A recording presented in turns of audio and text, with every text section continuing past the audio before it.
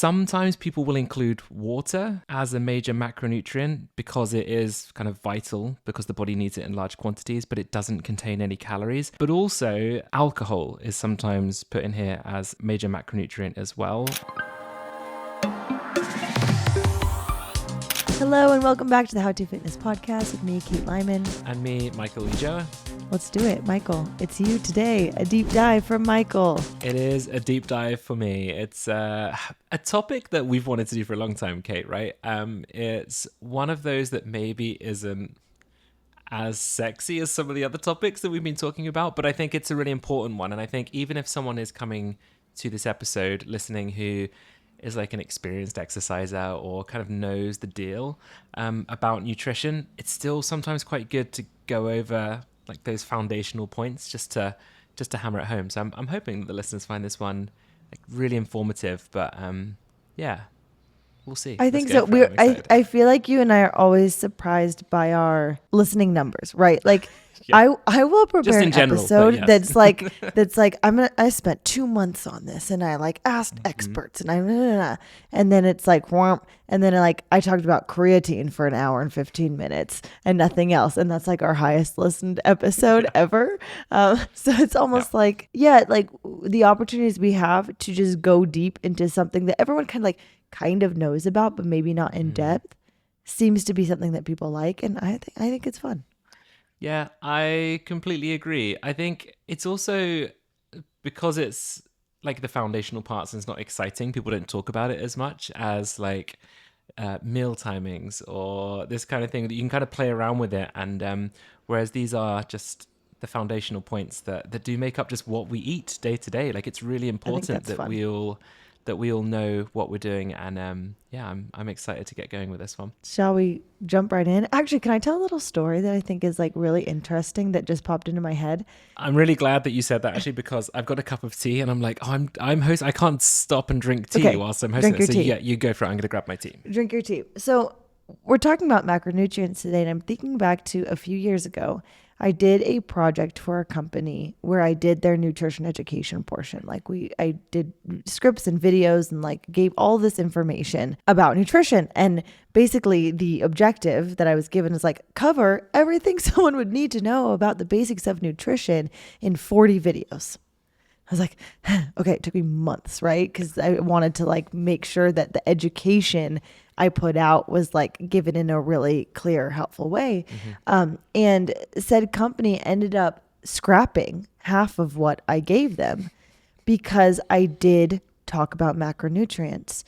And said company said, no, we don't want people tracking their food. And I was like, no. Like I did not ever once mention tracking food. And I think there's this conflation that if we talk about macronutrients, we're talking about why someone needs to track their food, which is just, those are kind of same word, two totally different concepts. The idea of tracking your macronutrients has some merit for some folks, blah, blah, blah, whatever. I'm sure we'll talk about that. But macronutrients are just the building blocks of the foods we eat. And anyway, that sticks with me because it's really upsetting. I'm really glad you said that. I do talk about this exact thing within this episode. Sorry. And we're going to, no, don't apologize. Steal it's your good. thunder. No, I always like it because it's nice that I'm on the right track of how you would have planned these episodes as well, Kate. But also, yeah, it's a really, really important point. So at the very end of this episode, we're going to kind of wrap it up with a few tips around how to navigate this information.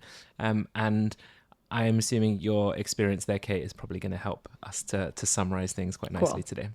I'm not totally still super salty about that. No, don't worry. I remember you doing all of that and how much work and stress you were under whilst trying to get it all done. And that's sad. I'm sorry to hear that. Yeah. And everything I put, like they kept my like water, fiber, I don't know, some other things, and then scrapped anything that mentioned calories or macronutrients. And I'm like, I am an educator. I know about education and like how you build information to stack on top of each other, blah, blah, blah. And I was like, this is so crap. And I am now upset and giving a really crappy product. So anyway. That's a really interesting discussion. We could have the whole episode talking about this because of, I think that was probably an aspect of the rise of body positivity, body neutrality, and people being a little bit scared to talk about macros and calorie counting because we have these sweeping statements, right, in nutrition where they'll be like, all calorie counting is bad and disordered. And it's like, well, it's not. There's nuance to it. But unfortunately, nuance doesn't really land too well on social media, and I'm assuming it was probably all tied up within that. But that's very annoying. I'm sorry, Yeah, Kate. that's okay. Don't worry. Well, if you want That's to take okay. over today's episode at any point, just let me know, and you can just No, jump in and kind of vent it out with some I hard don't even facts. own the IP. If I did, I would have given this out to everyone for free already because I'm like, man, it was really good. It was a really good series of videos. Anyway, go ahead. That's right. Let's do it. You can correct me if I'm wrong on anything here, Kate. I think Just to keep me on my you know toes. more than me. I'm just gonna put my tea down, but the desk is too far away to reach. There'll be silence as I Okay, do see you in this. 1 second. There we go. I found a new tea. We're going off script here, Kate. There's like it's like regular like breakfast tea, but it's like got vanilla and is it Yeah. cardamom in it? And it's really nice and subtle. And it's a what is it? Yorkshire tea, and it's like a bedtime. They call it like bedtime tea, and it's like a bit of vanilla, a bit of cardamom. It's like no caffeine in it. It's I love fantastic. tea. Wait, but it's a breakfast tea? Yeah, it's a breakfast tea. But how does it Yeah. not have caffeine? So you can get decaf breakfast teas. Oh, okay. Emma uses them my wife Emma, when she was pregnant and breastfeeding, she limits her caffeine. So we have a lot of decaf teas, and this one I That's found really is good. it's good because I drink a lot of coffee, so it's nice to have some that isn't loading up my caffeine for the day. Anyway, I digress. What are we going to learn today, Kate? So today we are going to learn a few points. We're going to learn like what calories actually are, what macros actually are, why they matter, what can go wrong when we start cutting them out, and then, as I mentioned, how to use this information without kind of becoming obsessive or restrictive or any way. So the goal of this episode is not to, as I said, obsess over the numbers or thinking about tracking every single thing that we eat, but it's simply just to show that all of these things that I'm going to mention are really important and I believe belong as part of a healthy diet. In order for our bodies to function well, I will always argue that carbohydrate, dietary fat, protein, like all of these things should be part of a balanced and healthy diet. And anyone encouraging you to cut them out, unless you have some like serious medical reason to do so, I just would never trust someone who is taking that stance. And today's a bit of a weird episode because I know a lot of our other episodes, they kind of have a bit of a winding path of like delving into different topics and like theories, and whereas this is just me being a teacher being like, this is what the things are. So it feels a bit weird doing this episode, but I'm hoping that everyone likes it and it goes down well. I think that would be fun. I mean, learning is fun. Yeah, I think Like, so. right? Like, aren't we Yeah. here to learn? Mm-hmm. I am. Yeah, I completely agree. So let's start with what are calories, which let's just start simple. So the term calorie is technically defined as the amount of energy needed to raise the temperature of 1 gram of water by 1 degree Celsius. However, the calories that we use, which this isn't actually spoken about enough, the calories that we use when we talk about the amount of energy and what we eat and drink are actually kilogram calories or kilocalories, a unit that equals 1,000 calories. The kcals or kilocals or whatever you want to describe them as is the most suitable unit of measurement for food and beverages because there is a large amount of energy stored within them. And after all, it is easier to say that one medium banana contains 105 kcals rather than 105,000. But in common, like non-scientific usage, we use calories to mean kilocalories. So we'd say a banana has 105 calories, for example. But yeah, it's just a unit of amount of energy needed to raise water. It's always a really weird one to put into context that, but it is a very important point. Calories are not good, bad, sinful, virtuous, whatever. It is simply just energy that our bodies need, right? Our bodies need energy for literally everything. So moving, digesting food, repairing tissue, thinking, sleeping, being alive, like whatever you are doing daily, we need calories to fuel that. And your brain processing the stuff that's coming out of mine and Kate's mouths right now, calories are needed to do that as Kate is reaching for her arguably macronutrient in a bottle there. Your digestive system handling the coffee you chug on the school run this morning, calories. And like we wildly underestimate how much energy the body needs just to exist.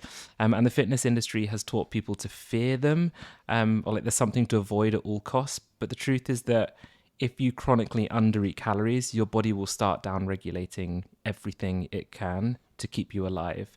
Like we even start to blink slower when we're in calorie restriction. Like everything that your body can do to conserve a bit of energy, it will do that. And it's why when people diet aggressively, they might feel like cold, tired, irritable, obsessed with food, like unable to recover from workouts. And it's just biology. It's just how our body deals with stuff. Okay, so you know that claim that like chess masters burn like thousands of calories during a chess game? I don't think that's actually accurate, but I think they do burn a few hundred calories playing a chess game. And that Just really sticks thinking. with me because I'm really fueled by like spite or like rage. As in like I can't be underfed. Like I want to be smarter than other people. Like I need to be out thinking people. I like I that. don't want to be underfed. I need to be able to like beat someone up.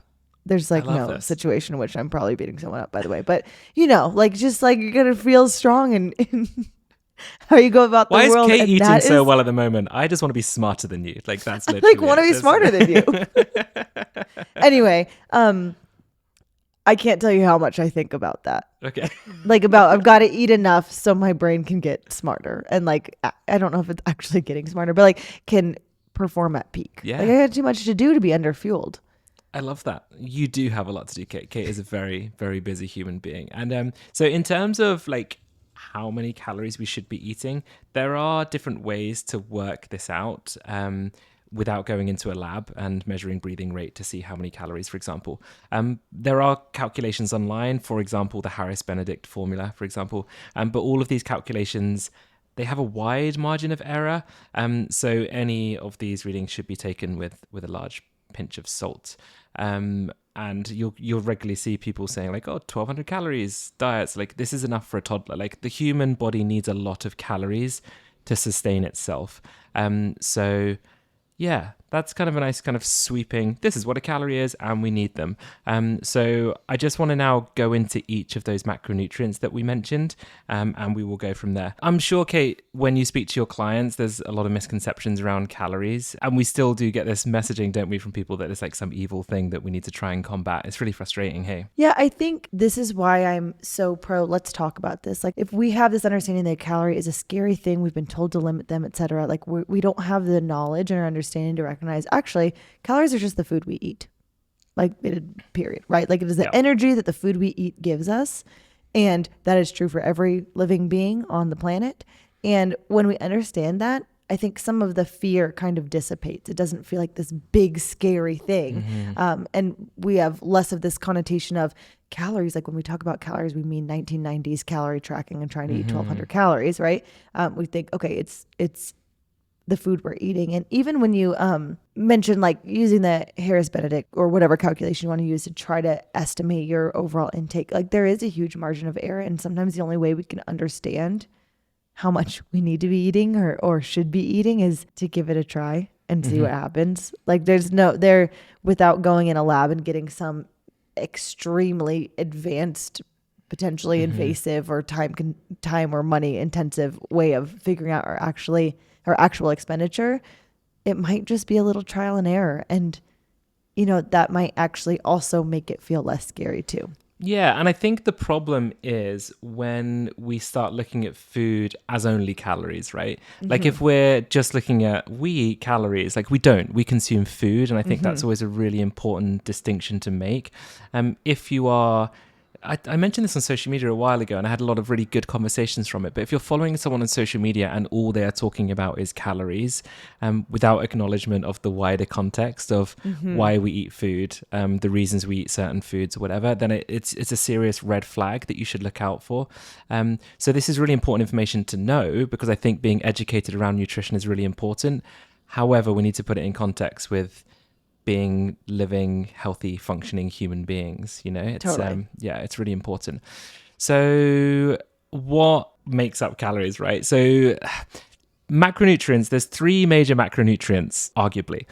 So the main three macronutrients that you will hear spoken about are protein, carbohydrates, and dietary fat. Sometimes people will include water as a major macronutrient because it is kind of vital because the body needs it in large quantities, but it doesn't contain any calories. And weirdly, I've never in my life heard that. have you? So I hadn't until I have done recently. this for so long. I've never Have you in my not? life heard that. So I've listened to a few podcasts recently and they've mentioned it on a couple different podcasts. And I remember reading it a long time ago. And sometimes people do put water in there as a major What? macronutrient. Yeah. It's first time for everything. Yeah, but also alcohol is sometimes put in here as a major macronutrient as well. But we're not playing by these rules, Kate. We're not going to include alcohol in this topic. We're simply just going to focus today on protein, carbohydrate, and dietary fat, and we're going to break down each of those. But yeah, water When you sometimes.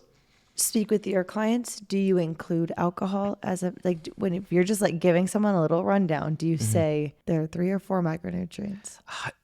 No, I never kind of break it down in this fashion, the way that I'm doing it in this episode, if I'm honest. I will speak about each of the macronutrients and the importance of them briefly in the context of that client. I'll always put like a bit at the end of a nutrition plan that I do about alcohol, because I think it's important to talk about. I also appreciate it's quite a sensitive subject, so I don't like to make it like a main part of my plan. And then I usually put a little note of like, if you want to talk about this more, please, I'm open to discussing it. But I would never really consider it a macronutrient though. Yeah. Are you the same? I think I say usually like, actually there's a 4th, like surprise. And it's alcohol, but I always talk about it within the context of like, we don't need to get kind of what you say, like we don't need to get into this too much, but it's important to recognize like alcohol is not outside of the bounds of the energy we consume. Like it is energy consumed. Sure. And then talk more about it. I've got like a little visual I show my clients and stuff. But I think I could go either way, really. Yeah. Well, I used to do these like corporate nutrition presentations, and I would always like go through the 3 macronutrients, kind of how we're doing today, like education focused. And then I'd be like, surprise, also this one, and like do a little like game I'd play with them. Mostly for the awareness piece of like, I get that. You're not drinking water. Sure. Yeah. And I think it also, like some clients like more detail and nerding out on the intricacies of topics. So I'll put a bit more in there. I think just because of the nature of my social media content, I work with a lot more people who come from quite disordered eating backgrounds. Yeah. So that's why I'm a little bit more delicate with the way that I approach some of these topics. And I try and make it a bit less nerdy and yeah, I think alcohol is a tough one. Yeah. I think actually we talked about that in our alcohol episode. We talked about it, how it fits kind of sort of maybe into a 4th macronutrient group and what that means. Anyway, carry on. Sorry. Cool. So we're going to start with the gym bro macronutrient. I feel like it's a good place to start, and that is protein. And protein is your body's building material. It does so much that I can't really overstate how much of a difference getting an optimal amount of protein is in your diet. Okay, I'm not going to list every single thing that protein does for us, because this could... ain't nobody got time for that, you know. But here is kind of a very quickish snapshot of everything it does, plus so much more. So protein has a big structural and maintenance role. It builds tissues, helps with growth and repair of new cells, and to repair damaged ones. It provides structure as different fibrous proteins like collagen, keratin, and elastin provide stiffness, rigidity, and elasticity to cells and tissues. It drives biological reactions through enzymes. It is essential for cell signaling, as a messenger protein transmits signals between cells, tissues, and organs in order to coordinate bodily functions. It supports the immune system, as proteins form antibodies that bind to viruses and pathogens. It helps to transport nutrients around the body, maintain fluid balance pH levels. It provides energy, manages hunger and cravings. Like, the list is so long. It does a ridiculous amount for us. And all 3 of these macronutrients have their own calorie amounts per gram. So protein has 4 calories per gram. So to get the protein calorie amounts of a certain food, you simply times the amount of protein grams by 4. So for example, if a chicken breast has 25 grams of protein, that's 100 calories from protein. I worked that out right, okay? 100 calories from protein. Yeah, good. Maths, not my strong suit. And then the point that everyone in our kind of workspace, and probably most people listening to this podcast, are interested in. And protein helps to maintain and increase muscle mass. If you exercise regularly, especially resistance training, you need protein to recover efficiently. The reason consuming enough protein within our diet is important is because protein is made up of amino acids. There's 20 of them, and 9 of them are called essential amino acids, and this means that our bodies cannot make them on their own. We have to consume them within the diet that we eat. Most foods that contain all these essential amino acids tend to be animal-based products, which is why if you follow a vegetarian and vegan diet, it just requires a little bit more planning to make sure that you're getting all these amino acids. But that's not to say that you can't have an effective vegetarian or vegan diet. You can, absolutely. How much do we need? We've covered this a few times in different podcasts, so I'm not going to go into too much depth here. But the general recommendations for avoiding deficiency are 0.8 grams of protein per kilogram of body weight. Is that the equation you use, Kate? Yeah, I mean, I don't typically go off of the bare minimum.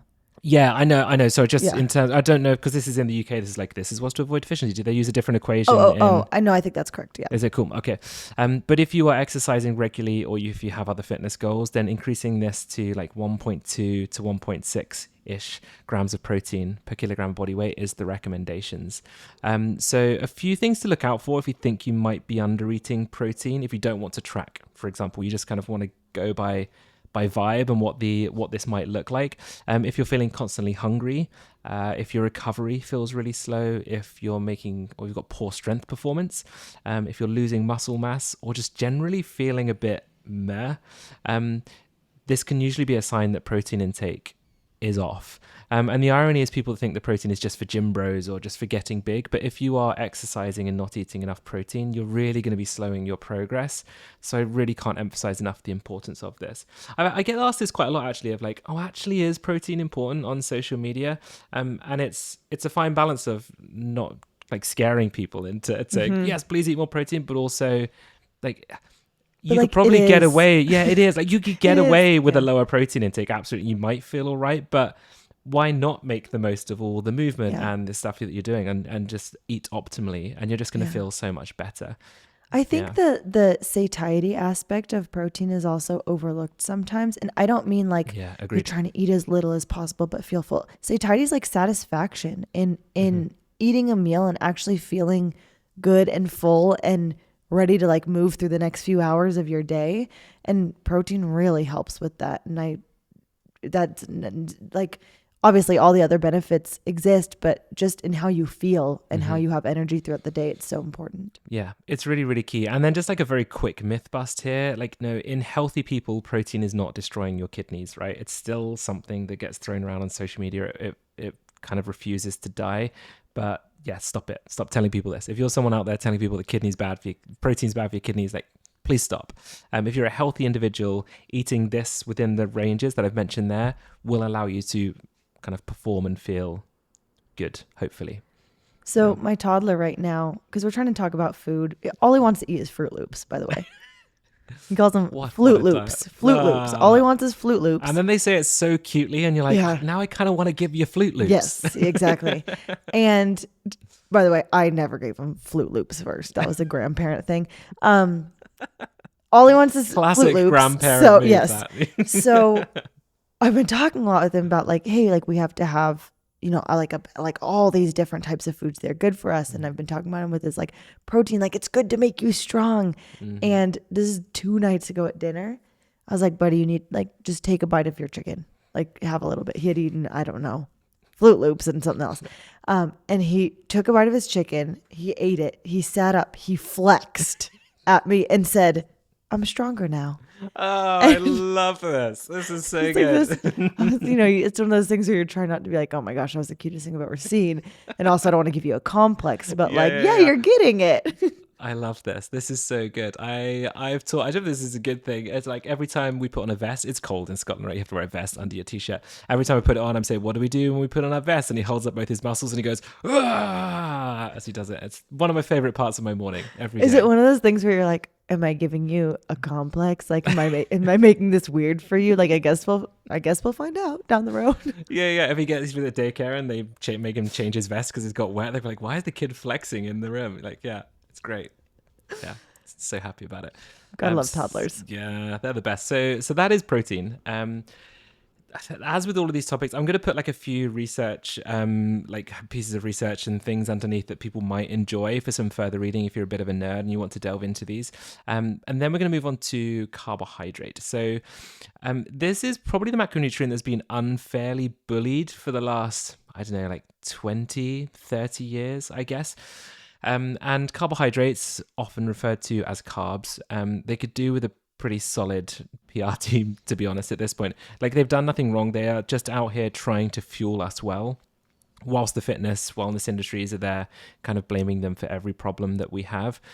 But in very short, carbohydrates are our body's preferred source of energy, not like just one of the options. They are the preferred one.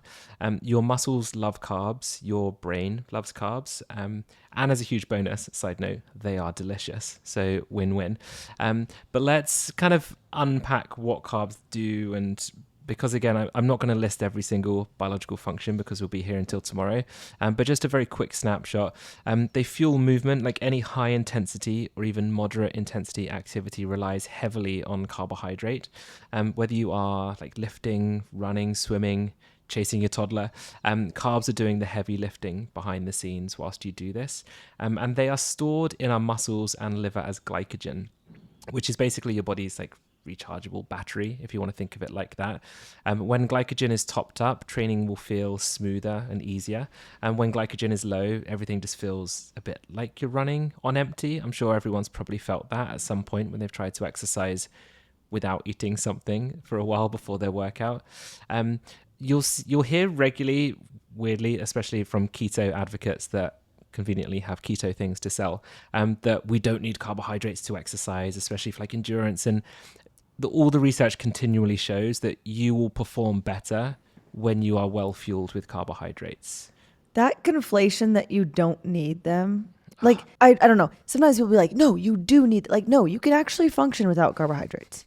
Unfortunately, you can. Yeah. But you function so poorly. Mm-hmm. But the idea that you can, or like the reality that you can function without them is conflated into like, you don't need them. But like, exactly. Yeah, every piece of research points to just, you're going to feel so much better. You're going to perform so much better. You're going to recover so much better. Exactly. So to eat your carbs, like they like support brain function. Once again, your brain can use other fuel sources, like Kate mentioned, like ketones, for example, if you don't eat enough carbohydrate, but it does perform better on glucose.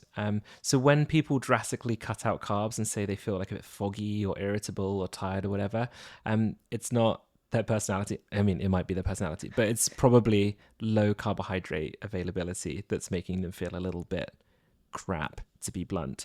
They help regulate blood sugar when paired with proteins and fats. They support gut health when they come from like whole grains, fruits, vegetables, and fiber-rich foods. They help with recovery by refilling glycogen stores after exercise. And they spare protein as well, meaning that if you eat enough carbs, your body doesn't have to break down protein or muscle tissue for energy too. And that's quite important for anyone who exercises regularly. That doesn't want to fall apart. And then in terms of calories per gram, it's the same as protein, and it's 4 calories per gram. So let's say you have a bowl of oats that has 50 grams of carbohydrates. I'm going to put my maths on the spot here. That is 200 calories times it by 4 of carbohydrate. Fact check, Kate. Good job. Good job. You're doing great. Okay. So then like common misconceptions of carbohydrate mostly are that they make you gain fat, and it's just not true. Like overeating calories will make you put on body fat. You could technically gain fat eating like too much chicken breast if you really went for it. You'd have to really go for it. But what happens when you cut carbs dramatically is you lose water weight at the same time. So the way that we store carbohydrate in our body as glycogen, we store it with water. So when we don't eat carbohydrate and we use up our glycogen stores, that water is lost, which is why you often see when people go on low carb diets, drastic weight loss at the start of the process. But then as soon as you eat a carbohydrate meal, that water weight is going to be put back on again as we store more glycogen and water too. It's one of those really frustrating things that you have to repeat quite often, but carbs are not bad. I think that's one of those pieces of knowledge that can really, this is my opinion, can really like put aside some of the fear around carbs. Like Agreed. Yeah. Carbohydrate, that hydrate part of the word is about water, right? And once we recognize, oh, this is like the movement of my weight fluctuations, maybe around carbohydrate intake, has nothing to do with body fat and everything to do with water. And like, we're not going to get scared of water fluctuations in our body, are we? I mean, probably. Like I came from a very disordered place as well at a point, and I was very scared of water fluctuations in my body. But like, it just, even that knowledge kind of quells some of the fear. Yeah, I completely agree. It's a really important one. And then in terms of knowing how much you eat, I don't want everyone to go away and do equations for working out carbohydrate intake because it can get a bit much. But we just need to be aware that some people need more carbohydrate than others, just functionally. The more exercise you do, the more carbohydrates your body will generally need to fuel that exercise. Like endurance athletes, for example, need a lot of carbohydrate. People doing resistance training, they need to fuel their workouts well, but not as much as an endurance athlete. But then saying that even people that don't exercise much at all, you will still benefit from consuming carbohydrates because your brain is a big fan of using them. So there is no single magic number, but finding the sweet spot is the challenge for a lot of people. There's a few classic signs you're undereating carbs. I've mentioned a few of them, but like constant fatigue, irritability, heavy legs during training, cravings, poor sleep, feeling cold all the time. Those can all be kind of little flags of, oh, actually, I could probably do with a little bit more energy here. Yeah, so that's kind of a very quick snapshot of carbohydrates as well. Anything that I've missed out there, Kate? I don't think so. Just that they're delicious. You didn't miss that though. Okay, we just need to reiterate it. Yeah, I mean, I think there is a reality that some people might find. Maybe we'll talk about this in the fat section. There are some folks I know, I've had clients who function really well, preference-wise, on a little higher fat, lower carb intake, but only if it is truly their preference, only if it's truly sustainable for them. And I don't think I think it's really the minority of people. I agree with that. And there's a lot of time, just because of diet culture and things we've learned and things we've been told, can sometimes influence feelings there, where people will say, oh, I function way better on low carb. And it's like, well, do you though? Like genuinely, Absolutely. if you have more of a healthy balance with it, I'd argue more people would feel better than those kind of really forcing a low carbohydrate diet. But yeah, there's so much nuance and so much variability across all of these scales. And as we mentioned a lot, it's the beautiful thing of nutrition. Like there is no one size fits all. Like you just have to find the amounts that work for you. I function quite well on really high carb diet, and other people listening probably don't, and that's fine. You just have to find your sweet spot, you know. And then the final one of the three is dietary fat. So I feel like it's kind of gone full swing. In the 90s we were told to don't eat fat at all, it's the devil, and now you've got carnivore bros being like, just eat fat, saturated fat is awesome, just chew on a stick of butter. There's definitely a balance to be had, but it has been blamed for a lot, be it from like heart disease, weight gain, cellulite, childhood mischief, like all these kinds of things have been blamed. Childhood mischief. Did I say that weird? Blah, blah, blah. No, it blames everything. Like sorry, go for it. I heard the words you said, but I've never heard that. I think in terms of like behavioral issues being caused by high fat diets, I maybe said it in a very bizarre way. And yeah, here's the reality. Fat is essential, right? It's truly, truly essential. Unlike carbohydrates, which Kate mentioned, we can technically survive without, but please don't. Dietary fat is required for basic human functioning, right? And like with protein and carbs, I'm not going to list all of the reasons here, but just here's a little snapshot. Fat is crucial for hormone production, and I don't mean just like a little bit helpful. I mean your body literally uses dietary fat to build hormones that regulate like mood, metabolism, reproductive function, stress, sleep, like all of it. If you chronically undereat fat, you're basically telling your endocrine system, like, best of luck. Like, it's just not going to function well at all. It supports brain function because our brain is around 60% fat. And that brain fog people get on super low fat diets is not a coincidence. Fat helps us as well to absorb fat soluble vitamins. So vitamins A, D, E, and K are called fat soluble vitamins, and we need fat in our diet in order to absorb those efficiently. And these vitamins are essential for immunity, bone health, antioxidant function, and blood clotting. So if you eat low-fat diet, you're dramatically reducing your ability to absorb the nutrients that you're eating within your diet. Fat is also involved in cell membrane integrity, which means every single cell in your body needs fat to maintain its structure and function. And without enough fat, your cells become very unhappy is probably the less scientific word for it, but they do not like it. It also regulates inflammation, supports joint health, provides long-lasting energy as well for exercise. So once again, please don't cut fat out of your diet. there's definitely a sweet spot to be had in terms of amounts to consume, but eating a healthy amount of dietary fat is very important. And one of the reasons that dietary fat, I believe, got such a bad rep for such a long time is that when we look at the calorie content of dietary fat, it's much higher than that of protein and carbohydrate. So protein and carbs have 4 calories per gram, whereas fat is 9 calories per gram. So it's more than double of protein and carbs. So yeah, I imagine you probably agree with this, Kate. This is probably why a lot of people are like, no, don't eat fat. It's awful for you because there's actually calories in it. It's calorically dense, and it's not like a failure of it. It's just like the fact of it. Yeah. Yeah, absolutely. I don't know if you find this too, Michael, but when I work with particularly women coming from a history of undereating, one of the first things I'm working on with them is slowly, we talking through it a lot, but like bringing their fat intake up to, I don't know, maybe 30% of their overall caloric intake, just to see how much better they can feel. And maybe if there's been like irregularity in menstruation or, just like that overall not feeling optimal. A lot of times those who have been restricting a lot have been trying to cut out fat because of that reality of it being more calorically dense, and we bring fat up and a lot of things feel better really, really quickly. Mm-hmm. Yeah, I do. That 30% seems to be like a good starting point to aim for of overall calorie intake. If you can make around 30% being dietary fat, you're usually in a pretty good place. Once again, some people might prefer a higher fat diet and work well, and others might prefer being a little bit lower.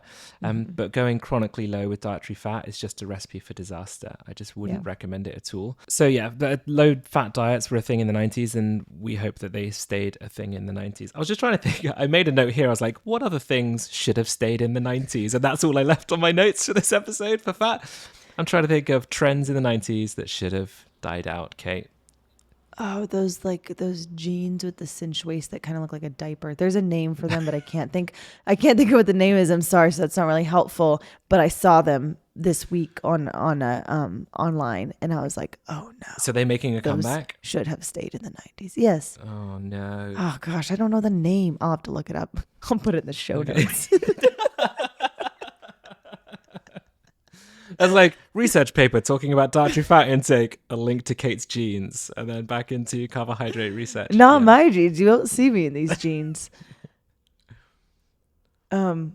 I don't know. I can't think of anything else. That's okay. Off the top of my head, but there surely will be after we finish recording. I'll be like, these 10 things. Should have mentioned that thing. Yeah. I was thinking of a few things that I was going to say, like Sunny Delight, because there was always that rumor, wasn't there, of Sunny Delight, of that person that turned orange from drinking too much of it? What? Is this just okay? This is just like a UK rumor, I'm assuming. Do you guys have Sunny Delight? It was like Sunny D. Yeah. Yeah. That was like good. Why would that stay it was the 90s? really It was good. Delicious. But there was like a weird rumor at school that like, oh, there was a kid that drank so much Sunny Delight and they turned orange. So it kind of made you a bit fearful of drinking Sunny Delight. Because it's definitely a parent whose kid wouldn't drink water. I think it probably was like, how can we stop him from drinking Sunny Delight? Yeah. There we go. But yeah, Sunny. I think Sunny Delight, is it still a thing? I don't know. We'll have to Google that too. Find it in the show notes. Just kidding. I won't do that too. But I will say, low fat dairy. If you came up to me like, what's one thing that should stay in the 90s, I'd be like low fat dairy. Yeah, it's the thing I get asked about a lot actually with low fat dairy, like which dairy type should we opt for, and I usually think the best way to answer that question around all the nuance of nutrition without knowing anything about someone is, what is your overall food intake like? Do you have an incredibly high fat diet? Like, do you like eating lots of oils and seeds and oily fish? And those kinds of things. If so, then maybe aim for like a slightly lower fat dairy option. Whereas if you have a very low fat diet, could you maybe get some healthy fats in through dairy consumption too? So, yeah. Right. As always, I'm not saying no low fat dairy. I'm just saying in the 90s where you just only ate low fat dairy. It was like we were eating like fat free cottage cheese for every meal. Just like takes all the flavor out. That's disgusting. Mm-hmm. Yeah. Fat free cottage cheese. No. Not good. So just like a few signs that you might not be eating enough dietary fat. You might have dry skin, once again, hormonal changes, inconsistent energy, brain fog, extreme hunger between meals, low mood, and like generally just feeling a bit fragile, like a slight fragile sensation. Bringing fat back into your diet normally and without fear is one of the easiest ways that you can probably feel a little bit better nutritionally. Yeah, so that's the 3 macronutrients. Hopefully that's like enough info to give people a bit of background without going too deep. The bit that I was speaking to Kate before we went into this episode, to peel back the curtain again, I had a section here about the risks of calorie tracking and macro obsession, and I had like a whole load of stuff mapped out, but I actually think it'd just be better if me and Kate talk about this because we kind of briefly touched upon it earlier. How do you approach the question, Kate? Sorry, I'm putting you on the spot here. When someone comes to you and is like, surely tracking macros is really bad and disordered, point blank. Like, what's your usual response or your discussion around that? I don't know that anyone's asked me something that pointed, but I think my response would be, well, first off, it's just nothing is black and white. And I know that that feels like a cop-out answer, but it's so true. Like, I can think of individuals for whom bringing some more awareness and knowledge into eating patterns through some type of tracking feels really helpful.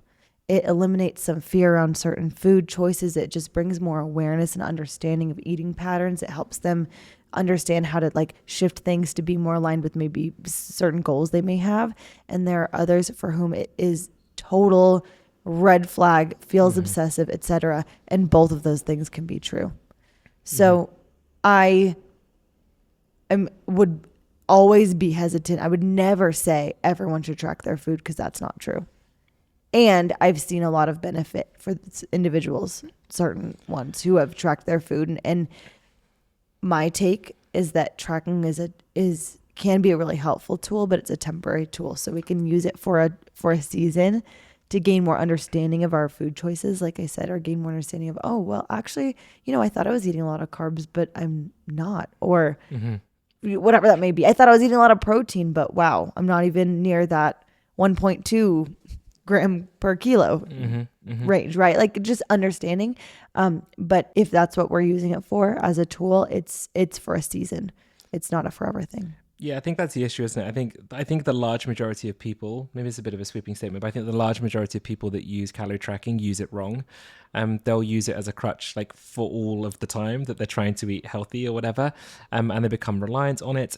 And I think that you're spot on there. Like tracking can be a really helpful tool. Like it can teach people about portion sizes, about energy balance, about like protein intake, like all really cool things to know about how your body functions well. But like any tool, there is a dark side by trying to gain too much control. I won't delve into all of these, but I will link to all of the research papers that I have here that I'm just going to briefly touch upon in the show notes, just to say that there is a lot of research around like healthy behaviors that are normalized in the fitness industry and tracking tools that are linked to some problematic outcomes. I'm just going to list a few of them here. Once again, these will be all in the show notes. Tracking has been strongly linked to disordered eating behaviors. It can increase dietary restraint and guilt. It can worsen body dissatisfaction. And it can also disconnect people from hunger cues, which are actually really important in like longevity of any healthy diet. So I will link to all of those research papers in the show notes. And I think it's just really important to know that, yes, learning about what's in our food is really important. Maybe going through some process to learn about what's in the foods that you eat regularly so you can be more informed is helpful, but it has to be done with delicacy and with care because there is a very potentially negative downside to all of this too. It's really well, and I'm sure in that one. research that like anyone actively trying to eat less, which is typically what someone's trying to do when tracking, A lot of the time, like yeah. a majority is at risk of these outcomes. That's not me just defending tracking, No, but it's I true, yeah. always will defend tracking with some nuance because I see the benefit when it's done right and when there is behavioral intervention alongside, right? Like tracking to track is just pointless, and it's probably a like one-way road down to disordered eating or feeling obsessive about food choices. But I'm a fan of gathering information. I think isn't it just the way that these tracking apps introduce you to the process of tracking calories that's probably the biggest kind of Totally. red flag, you know, like as soon as you download, let's use MyFitnessPal as an example here. It's like, how much do you want to lose? How much weight do you want to lose? And Okay, it's let's like, cut this much every week. And then it's like, oh, actually, we're just going to throw exercise calories in there from a really inaccurate exercise tracker. Yes, So now you've got to earn the food to be able to eat enough food each day to feel good. So that then creates loads of issues. So yeah, these are tools. They have to be used correctly. Otherwise, bad things can happen. And unfortunately, they do regularly. It's quite sad to see the fallout. I think I can't speak to every tracking app out there. There's a gazillion, but for the most part, and I'm pretty familiar with MyFitnessPal, like utilizing their auto calculations and algorithm to spit out what you should be eating is almost always like grossly underestimating overall intake, and also is not very macro balanced. I'm not sure like that term, but I think that's appropriate here. Like it usually gives, I don't know, just like wacky numbers. Yeah. I wouldn't recommend following the advice of these apps at all. That feels very fair. I'm sure there's some out there that are like newer and better, but I'm not familiar with them. So yeah, absolutely. So that kind of wraps up our calories and macro episode. So calories are just energy. Macros are the types of energy within those calories: protein, carbs, and fat. And once again, you need them all. Both Kate and I would advocate for you needing all of them in order to feel and perform well. So if you have any questions about this episode, if you think that we need to delve deeper into certain aspects of this to provide a bit more nuance, then please reach out. We welcome all the questions and feedback possible. If you enjoyed this episode, please hit the review button. If you didn't enjoy this episode, there is no review button. You can't review us at all. It's not possible. Hey, bad review is still a review. Yeah, it's fine. We like honesty, Kate. Yeah. Anything else you want to add, Kate, before we wrap things up? No, that was great. I think an episode on tracking could be really cool too, because I think there's so much to delve into here, and that would be really fun to me. So maybe add it to the list. Our list keeps growing. There we go. Let's see if we can be blocked by some calorie tracking apps with our episode about calorie tracking. Yeah, no, I do. I think that would be an important topic to talk about, because I think there is a lot of misconceptions around it and poor usage of tracking too. So yeah, it could be a cool one. Good job, Michael. This was great. Thank you very much, Kate. We will see you all very soon. Thanks for listening. Bye.